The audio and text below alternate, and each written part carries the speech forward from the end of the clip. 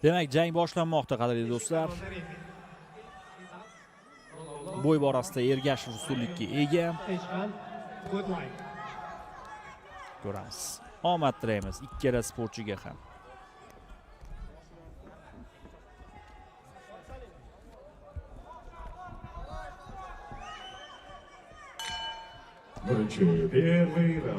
Jang boshlandi.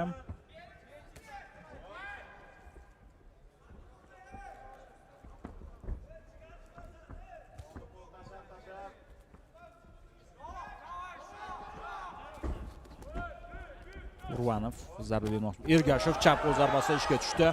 Urvanov his qildi. Bu zarbani ta'mini tatib ko'rdi.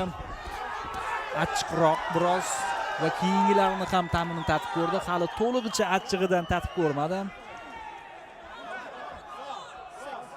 Lekin hisob ochildi. Jangni davom ettira oladi Urvanov.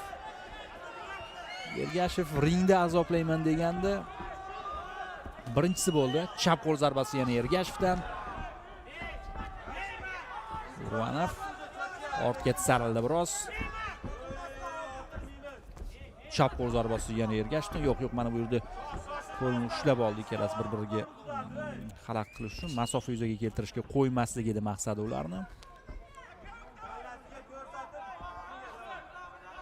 Boshga ko'rsatib tanaga zarba so'rayapti Ergashevning sekundantlari. Chap qo'l zarbasi Ergashevdan, yana shunday zarbalar, Urvanov. Tura olmadi-ku. Shuncha gap so'zlar haq hurmati turish kerak edi hozir. Bir raund keyin bormasa, bir raundga ham bormadi. Shuncha gap so'z, bir raundga ham bormadi.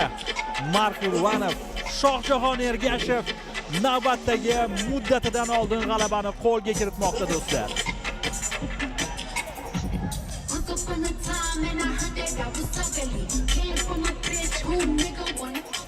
Mashhur bir latifa bor edi.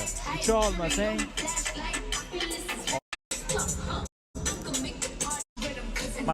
burchakda hali ham unga